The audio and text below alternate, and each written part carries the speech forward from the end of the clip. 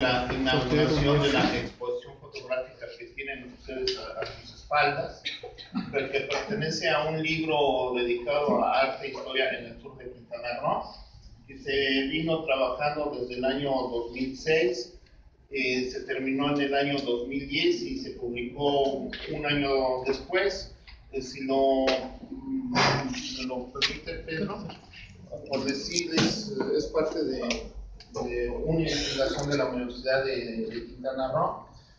El motivo y la importancia es dar a conocer a los quintanarroenses una historia inédita, diferente, dado que centros importantes como la UADY se van exclusivamente hacia Yucatán, Ciesas trabaja Yucatán, la Universidad Autónoma de Campeche trabaja exclusivamente su área, pero queda todo esto en la nada. Prácticamente época colonial ha sido olvidada por los historiadores de los centros que he mencionado. Muy importante porque hemos venido trabajando una serie que Alexander Foss nos lleva por un mundo prácticamente mágico, en el cual los mayas están contemplando una vida cultural, intelectual, científica, a través de su conferencia que nos presentó sobre el Códice de Dresde. Y viene el choque intelectual con los españoles, prácticamente con Luis Zapata en el siglo XVI. Al poner este mapa, tenemos ciudades portuarias fundadas por los españoles a partir de 1540, Campeche, Mérida, pero por decir, Campeche está muy cerca al nivel del mar. Sabemos que actualmente los campechanos desde el siglo pasado se van tragando el mar para hacer un bulevar. Es una ciudad amurallada, prácticamente circular, y este tipo de ciudades amuralladas provienen de España.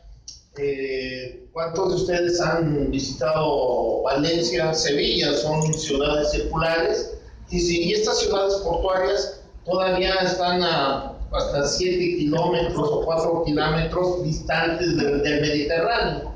El caso concreto va a ser Mérida, que las personas que han ido a Mérida rumbo a Cisales, zona pantanosa, todavía queda como más de una hora aproximadamente para llegar al puerto de Cisal, y tenemos dos ciudades portuarias, Campeche y Cisal, con toda esta región prácticamente de muy difícil contacto para que los piratas que circunnavegan toda esta costa ataquen Mérida. Mérida igual es una ciudad portuaria cerrada de manera circular, y vamos a tener una diferencia bastante importante porque sabemos de que Hernando de Cortés llega a Cozumel, da toda una circunnavegación bastante extensa sin tocar ningún punto de tierra yucateca,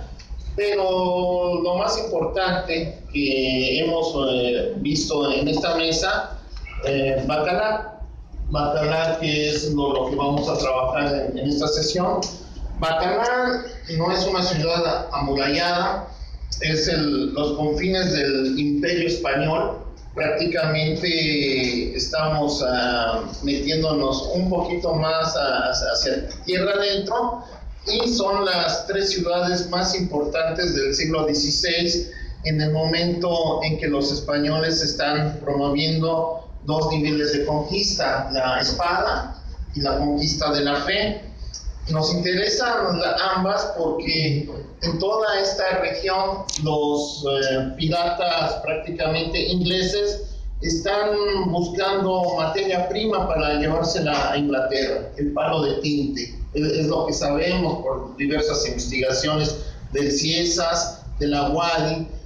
Toda esta región es sumamente muy importante y básica para el Imperio Español, porque Bacalar, cuando es fundada en 1543, sabemos perfectamente bien que va a durar o tiene poca vida y esa poca vida porque hay pocos españoles. Las fuentes del Archivo General de la Nación mencionan que hay entre 8 y 12 españoles, que hay para 1500, prácticamente 1572, hay una encomienda, y que los españoles están introduciendo caña de azúcar en esta región.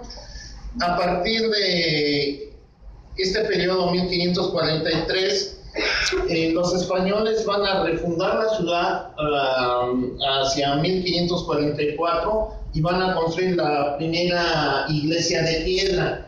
Pero esta primera iglesia de piedra no es la que conocemos actualmente, la Bacalar de 1749, es otra Bacalar que está perdida en la selva, y va a ser una función muy importante porque los evangelizadores van a venir de un punto muy importante de la antigua Guatemala. Ni siquiera van a salir de Yucatán, ni siquiera van a salir de Campeche, sino las personas que me han antecedido. Guatemala es muy importante porque Pedro de Alvarado, sabemos que funda la antigua Guatemala, y de ahí se va a empezar a construir conventos franciscanos. Sabemos también perfectamente bien que de los 12 franciscanos que pidió Hernando de Cortés para la Nueva España, viene Fray Toribio de Motolinía de Benavente. Él va a ser comisionado para ir a Guatemala antes de regresar a la Ciudad de México, Michoacán, y él da la orden para que surban franciscanos vía marítima por la Armada Española para atravesar toda esta parte y llegar a Bacalar, y todavía vía marítima llegar los sacerdotes franciscanos protegidos por la Armada Española, y prácticamente ofrecer las primeras misas. Tenemos a Fuensalida, pero también tenemos a un franciscano que se conoce por la quema de indios, Landa. Landa llega por esta vía, está evangelizando mayas en esa Bacalar de 1544, y sabemos perfectamente bien que Landa va a subir toda esta parte y se va a establecer aquí para estar entre las fundaciones de Oscuxcat, Mama y Teabo y Maní. En todo este recorrido que hemos estado mencionando, Bacalar, encomienda de indios, gran parte de la población son mayas, pero sumamente muy importante con lo que nos decía el doctor Alexander Foss, mayas conversos o mayas que rechazan el catolicismo, no lo aceptan, siguen practicando su antigua religión, siguen su autosacrificio. Indiscutiblemente toda esta región no hay ninguna fortaleza española.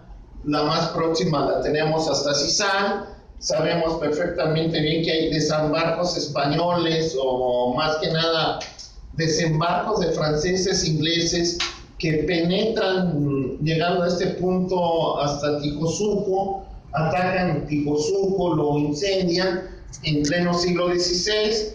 Lo mismo va a pasar con esta primera Bacalar de 1544, y va a ser despedazada por un fuerte ataque de un francés, y prácticamente va a desaparecer por 1642. Es decir, se pierde esa Bacalar en la selva, no sabemos perfectamente bien la ubicación. La iglesia se pierde, no sabemos la ubicación exacta del lugar. Se han hecho bastantes exploraciones por el Instituto Nacional de Antropología e Historia, simplemente se perdió, está en la selva.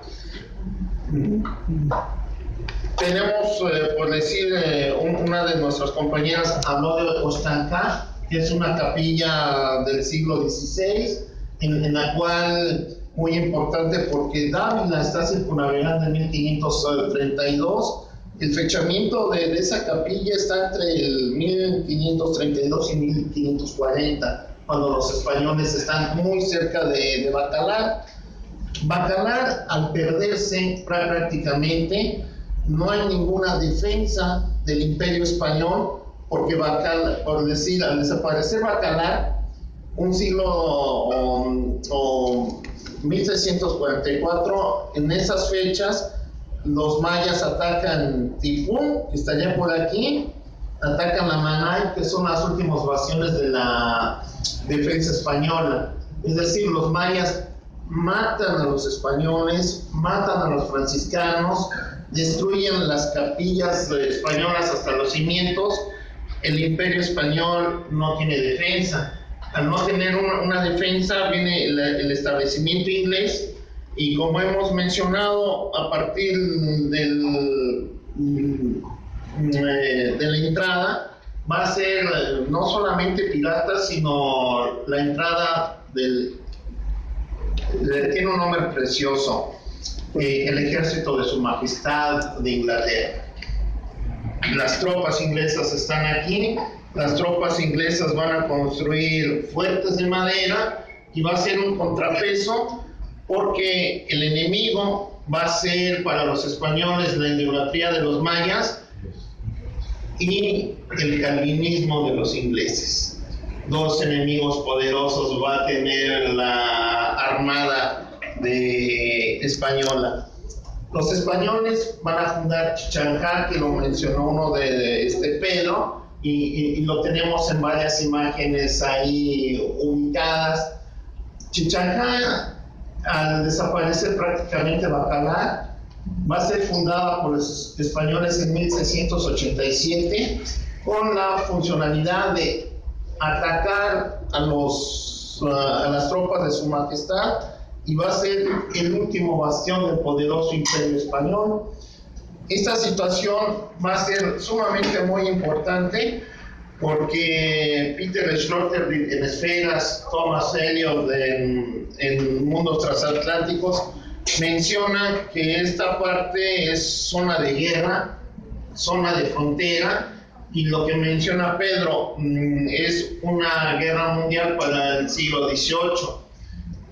Muy importante la contextualización histórica, porque los ingleses para 1764 aproximadamente toman Cuba, están asediando Veracruz, hay fuertes combates en el Caribe, fuertes combates en el Atlántico, fuertes combates en el Pacífico. Los ingleses están combatiendo a sus amistades francesas en Canadá. Es una guerra mundial, y nosotros tenemos una situación privilegiada, porque los ingleses los tenemos aquí en Belice y los tenemos en Champotón. Sabemos que los ingleses destrozan a los ingleses, y los ingleses lo que hacen, una tesis que dirigió el doctor Alexander Foss, y yo cuidé la parte histórica de un chico que está de la UCRO, pero en ciencias medias ya en el posgrado. Boca Iglesia, ECAP, está por aquí, que es una parte muy importante para la explicación de la evangelización. Una capilla del siglo XVI, se amplía una iglesia a lo largo del siglo XVII. Para llegar a Boca Iglesia son 3 horas atravesando el mar, está en una pequeña isleta. Y importante porque esa iglesia es una señalización, pensando en las tropas inglesas, españolas, inclusive inglesas, que están navegando, y para no irse de frente, al ver la espadaña, que es lo más alto de Boca Iglesia, dan vuelta a la izquierda. Eso lo sabemos por Hernando de Cortés en la tercera carta es la quinta carta de relación de 1526, en donde menciona que las tropas españolas se perdían en este punto porque no hay una señalización. Menciona Hernando de Cortés que las naves españolas que se perdieron se iban de frente, y es el Golfo de México, no llevan los suficientes víveres, se perdieron las naves. Entonces se construye en ECAP, Boca Iglesia, y en 1717 los ingleses, que fueron despedazados, van circunnavegando para buscar lo que es Belice, atacan Boca Iglesia en 1717, se pierde otra iglesia y otra ovación importante del ejército español. Lo que estamos teniendo en cuenta nosotros en esta mesa, que toda la península de Yucatán es la frontera contra el ejército inglés, y sumamente muy importante porque estudiar Quintana Roo es rescatar el pasado para nosotros colonial. ¿Cuál es la importancia? Porque no hay minas como Zacatecas o Tasco donde hay oro, plata. Importante para los españoles. ¿Qué es lo que les interesa a los españoles? El palo de tinte. Para ellos muy importante porque se lo llevan a Europa vía Cádiz, y de Cádiz va hacia las colonias que tienen en Países Bajos. Ahí tienen industria textil los españoles, ahí hacen el tinte, y esa ropa como un capitalismo la van a vender a Europa, y posteriormente van a traer esos paños hacia el Nuevo Mundo. Sumamente importante porque en esta contextualización histórica, Bacalar tiene que ser rescatado desde un punto de vista histórico. La Bacalar de 1540, la Bacalar que conocemos data de 1729. La iglesia que también tenemos ahí es una construcción de 1749. El fuerte que tenemos ahí, pues bueno, no se compara con el de Cizal, con el de Campeche, con el de Veracruz, con el de Acapulco, que son más grandes, pero ese fuerte que tenemos en Bacalar tiene una diferencia que no tienen los otros fuertes, porque están combatiendo a las tropas de Su Majestad de Inglaterra.